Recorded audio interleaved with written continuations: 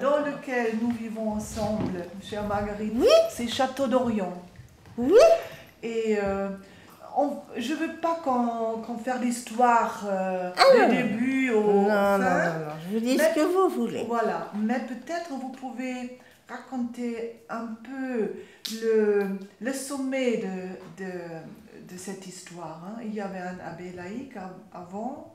Oui, jusqu'à la Révolution. Oui, et cet abbé laïque, ça veut dire quoi? C'est un petit peu compliqué ça, mais enfin bon. Et encore, ça n'a pas été jusqu'à la Révolution. Alors, c'était un monsieur de Casamajor qui a été abbé laïque d'Orion à peu près seigneur et abbé laïque d'Orion jusqu'à la moitié du XVIIIe siècle.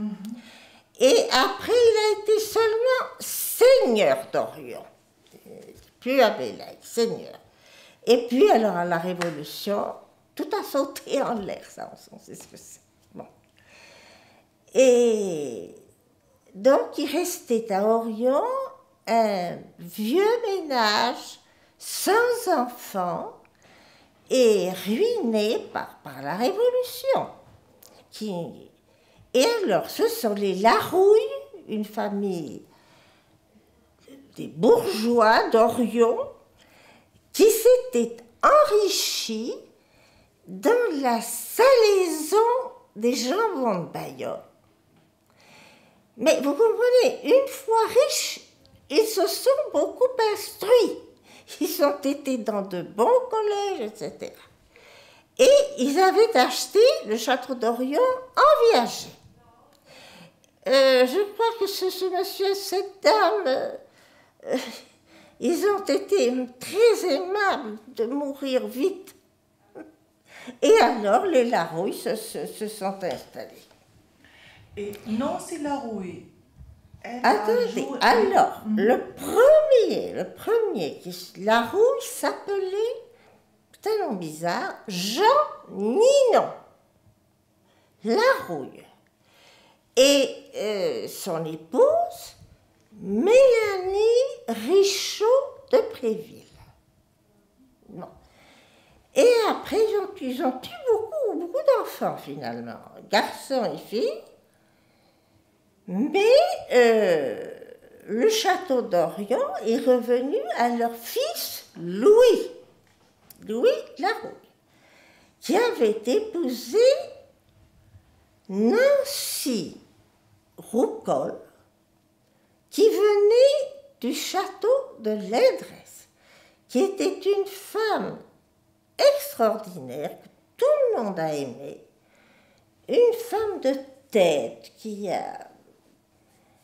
Je ne vous dis pas à ce moment-là, je ne vous dis pas qu'elle rendait la justice à Orion, non, quand même pas, mais presque, quand il y avait des petits démêlés, des petites histoires, on venait, avant d'aller au tribunal, on venait lui demander conseil, voilà, elle conseillait. Et elle avait aussi un tas de remèdes et une petite balance de précision pour soigner les gens.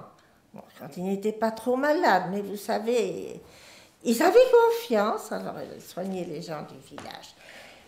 Et alors, ce ménage a eu 3 filles, toujours des filles, pas de garçons. Alors, l'aînée, c'était Henriette, qui a épousé le professeur Paul Reclus, qui était un pionnier de la chirurgie pour son époque. Et il a beaucoup aimé Orion, beaucoup. Il avait peu de temps, naturellement, parce qu'il avait sa clientèle à Paris, il avait un service, c'était à l'ANEC, enfin dans un grand hôpital de Paris, mais quand même, chaque fois qu'il le pouvait, il venait à Orion. Il a beaucoup aimé cette maison. Et il était le frère des géographes, célèbres géographes, Élisée Onésime. lui, était chirurgien. Alors, il a été maire d'Orion. Bon, pas très longtemps, maire d'Orion. Conseiller général du canton de Sauveterre. À Pau, le conseil général siégeait et siège toujours à Pau. Et puis, il a beaucoup mis en valeur les thermes de Salis et les eaux de Salis. Et il les faisait connaître aussi à ses confrères à Paris. Et la maison, quel rôle a joué cette maison à cette époque-là? C'était là pourquoi? Ah ben écoutez, c'était le château. C'était le château. Ça n'existe plus maintenant. Par exemple, toutes les jeunes filles, avant de se marier, elles n'étaient pas réduites en esclavage, mais avant de se marier, elles venaient toutes plus ou moins travailler au château pour apprendre comment il fallait faire la cuisine, enfin toutes les choses qu'une femme doit savoir. La couture, le ménage, et puis après elle se mariait, elle faisait de très bons mariages. Et alors Madame Reclus a vécu longtemps. Et son mari, Paul Reclus, donc le chirurgien, est mort à la déclaration de la guerre de 14. Il a fait une crise cardiaque. Je pense qu'il prévoyait un peu ce que serait cette guerre. Ils ont été très protestants et très... Ah, les femmes. Les femmes. Les femmes. Parce que Paul Reclus n'avait aucune foi religieuse. Mais c'était un homme d'une profonde bonté, générosité, mais il n'était ni protestant ni catholique. Il n'était pas chrétien. Sa femme, oui, celle qu'on appelait Bonnette, était une femme très religieuse et qui a élevé ses 3 filles dans la religion protestante. C'est-à-dire Madame Reclus, Madame Borde, qui avait épousé le peintre, Borde, et Madame Étinger. Pour vous qui le connaissez, c'était la grand-mère de Philippe. Voilà. Et elle avait épousé un médecin suisse, William Étinger, qui avait fait toutes ses études en France, par contre. Mais enfin, il était suisse. Bon, alors, après, c'est la fille aînée de Madame Reclus, Marie, qui a hérité du château d'Orion. Il n'y avait jamais de garçon. Et sa sœur Madeleine. Bon, enfin.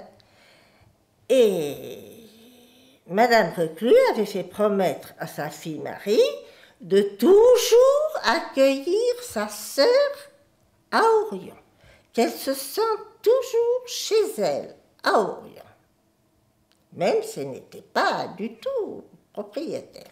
Et ça s'est très bien passé.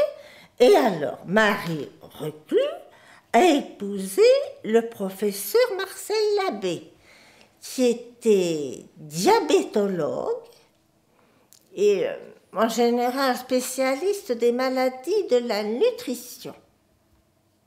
Et à cette époque-là... Pardon? Mais je vais le traduire, hein, j'ai bien compris. Mais, voilà, oui, mais ce que je dis, c'est enregistré ou comment ça se passe? Oui, c'est... Ah bon, d'accord, en français, naturellement. Oui, en français, oui. Oui, alors, à cette époque-là, alors nous sommes maintenant à peu près au milieu du XXe siècle. Marie Reclus épousait Marcel Labbé. Ah oui, oh, mais avant le milieu. Elle s'est mariée en 1906. D'accord. Marie Reclus a épousé Marcel Labbé en 1906. Et à cette époque-là, est-ce que la maison était ouverte Ah aux oui. gens de la région? Et comment était leur relation avec le paysan de la région, avec les... Mais excellente, C'est là. excellente. On venait... Et puis j'avais beaucoup d'amis. Par exemple, Non, ça peut-être pas du temps de ma belle-mère. Ça, c'était du temps des reclus.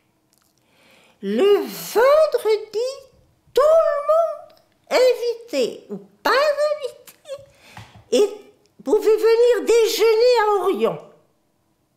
Voilà, C'était ouvert. table ouverte.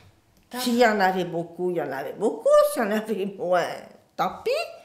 Tout le monde pouvait venir à Orion le vendredi. Et le déjeuner se prolongeait, c'était en été tout ça, se prolongeait sur la pelouse.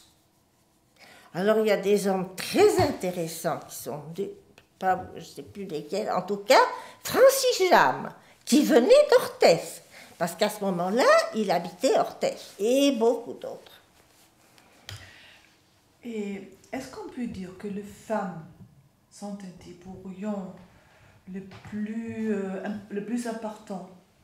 Oui, mais oui, parce que c'était elles qui possédaient Orion. Par exemple, mon beau-père, Marcel Labbé, il venait à Orion, mais un petit peu en amateur, vous comprenez. Ce qui lui plaisait le plus, c'était de faire des aquarelles, d'aller dans la campagne, un peu partout, de faire des aquarelles. Il n'était pas le châtelain d'Orion, c'était ma belle-mère. Et votre belle-mère, Marie, Oui, Marie Labbé, elle était très belle, très belle. elle était très généreuse. Ah oui. Et puis elle comprenait tout. Voyez-vous, ça s'appelle... Maintenant, je cherche mes mots, c'est affreux. Par exemple, entre les protestants et les catholiques, elle était très ouverte. Elle était profondément convaincue de sa religion. Elle lisait la Bible tous les matins, 1 heure dans son lit, mais elle avait une largeur d'esprit extraordinaire. Elle accueillait tout le monde dans sa maison et dans son cœur, ce qui est beaucoup plus important. Et ils avaient beaucoup d'amis juifs aussi, beaucoup, parce que les protestants étaient beaucoup plus ouverts aux juifs que les catholiques. Comme Emmanuel Berle, par exemple. Oui. Il y avait aussi un pont entre... alors, Château d'Orion était aussi un réseau de résistance. Oui, mais un réseau, pas un maquis. C'était un réseau d'évasion vers l'Afrique du Nord à travers l'Espagne. Là, il y a beaucoup de gens qui sont passés. C'est ça le réseau Orion. Mais après, il n'y a qu'à voir la stèle, hein, tous les noms qui sont sur la stèle. Et il y a beaucoup de jeunes gens comme ça qui ont rejoint l'armée, qui se sont engagés dans l'armée d'Afrique. Vous êtes arrivé dans les années 50. Oui, Vous m'avez... nous nous sommes mariés, Jean et moi, en 54. Vous m'avez raconté une fois une petite histoire. Vous êtes arrivé par cette porte-là, et quand je me bien rappelle, c'était un jeu de bridge que Jean et sa mère ont joué. Ah, oui, ça c'était le soir. Ah, non. Parce que ma belle-mère, étant Madeleine, elle vivait un peu comme autrefois. Alors, après le goûter, elle jouait à un jeu que vous ne connaissez peut-être pas, qui s'appelle le bésigle. Voilà, le bésigle. Et alors, il y a des petits marquants, vous avez dû les retrouver, ça. en acre, quand on a gagné des points, moi je n'y connais rien, on lève une de ces. Ou alors au domino, elle faisait des parties acharnées de domino. Puis elle faisait semblant de se disputer, c'était pour s'amuser. Et alors, celle qui avait perdu disait, ben, tu verras quand je ne serai plus là. C'était une espèce de jeu. Mais elles arrivaient comme ça jusqu'au dîner. Et Chateaubriand avait des tantes qui faisaient un petit peu la même chose, voyez-vous. Et comment vous avez rencontré votre ami Jean? Ah, ben c'était un gâteau. Un gâteau, je vous l'ai dit ça. Non, c'est-à-dire qu'il y avait la kermesse protestante tous les ans à Sauveterre. Et la kermesse catholique aussi, bien sûr. Et alors là, c'était très bien, les catholiques allaient chez les protestants et les protestants chez les catholiques. Ça marchait très bien. Et alors, c'était le jour de la kermesse protestante. Mon père y est allé, parce qu'il connaissait beaucoup de protestants à Sauveterre. Il a acheté un gâteau, il a ramené ce gâteau à la maison en disant, mais il y a Marie Labbé, parce qu'il les connaissait depuis très... Marie Labbé et Madeleine Reclus qui sont en ce moment à Orion. Il faut absolument aller leur faire une visite. Et moi, j'étais le chauffeur, vous comprenez? Alors, très vite après, je suis venue.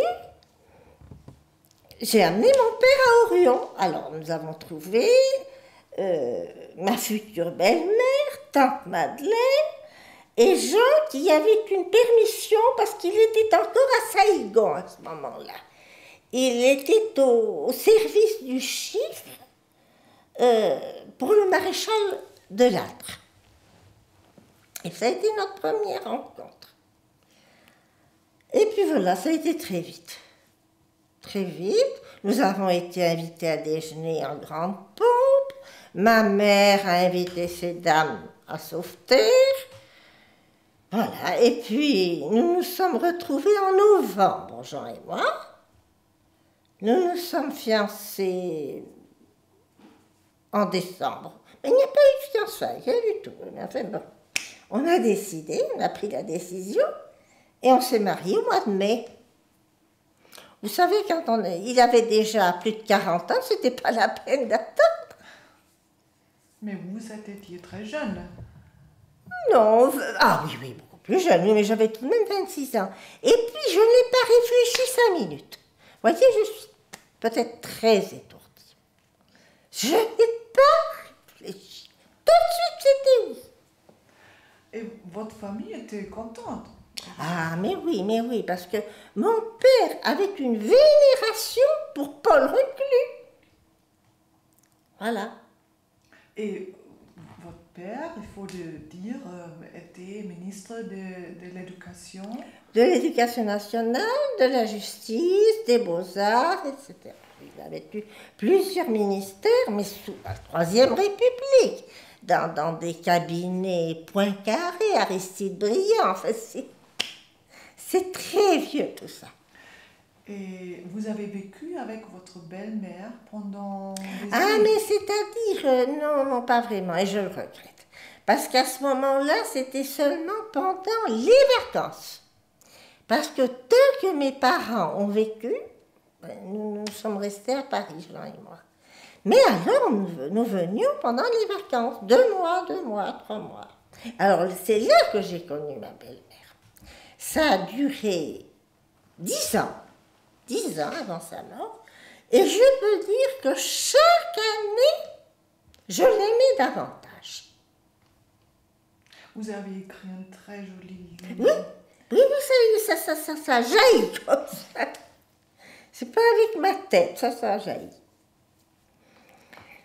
Voilà, c'est tout de même rare qu'on puisse, plus on connaît quelqu'un et plus on l'aime. En général, c'est le contraire. Les deux sœurs, Marie et Madeleine, Oui. sont très différentes. Oh, très différentes. Parce que, bon, ma belle-mère était une femme très intelligente, très spirituelle, mais tante Madeleine était beaucoup plus cérébrale, intellectuelle. Elle lisait du matin au soir. Pas quand elle était jeune, ça non. Quand elle était jeune, elle habitait Paris, elle avait une vie brillante, agréable, beaucoup d'invitations, etc. Mais à la fin de sa vie, elle lisait énormément. Et même quand elle était jeune, je suis sûre qu'elle lisait beaucoup. Et elle ne s'est jamais mariée. Ces poèmes qu'on a trouvés. Oui. J'aime votre maison qui porte un nom d'étoile, écrit Oui, par Henri de Régnier. Vous vous souvenez, ou vous avez une idée pourquoi il a écrit cette poème? Ah, mais je pense que tante Madeleine l'avait captivé par son intelligence. Mais il ne s'est rien passé entre eux. Non. Mais une grande amitié, et puis tout ça, ça a très mal fini. Oui, mais le dernier petit mot de cette poème, Oui. c'est très chaleureux. Ah oui, mais il avait beaucoup aimé, beaucoup admiré tante Madeleine. Il y avait une grande amitié, on peut dire une amitié, une complicité entre eux. Vous savez, peut-être une amitié amoureuse, parce qu'entre hommes et femmes, mais pas autre chose. Pas autre chose. La vie a changé dans Château d'Orient. Ah oui, mais là, vous avez fait un miracle. Vous l'avez ressuscité et toujours avec l'âme. L'âme est restée. Il est plus beau qu'il n'a jamais été, le Château d'Orient, parce que c'était beaucoup plus simple, vous savez, du temps de ma belle-mère, quand je me suis mariée. Au fond, c'était très simple. Toutes les chambres avec des petits papiers à fleurs, enfin. Et voilà, et vous avez gardé tout ce qu'il y avait de plus beau. J'ai un grand respect pour cette maison. Oh Pour vous. Mais oui, mais ça c'est le miracle. Je me souviens très bien quand... Parce que vous avez compris ce qu'était cette maison. Vous avez senti. Je crois, et je suis une femme. Oui, et vous avez une grande sensibilité. Oui. Alors, Parce que vous citez des gens qui étaient venus là en se moquant éperdument du passé, tout ce qui c'était. Ça aurait été très triste.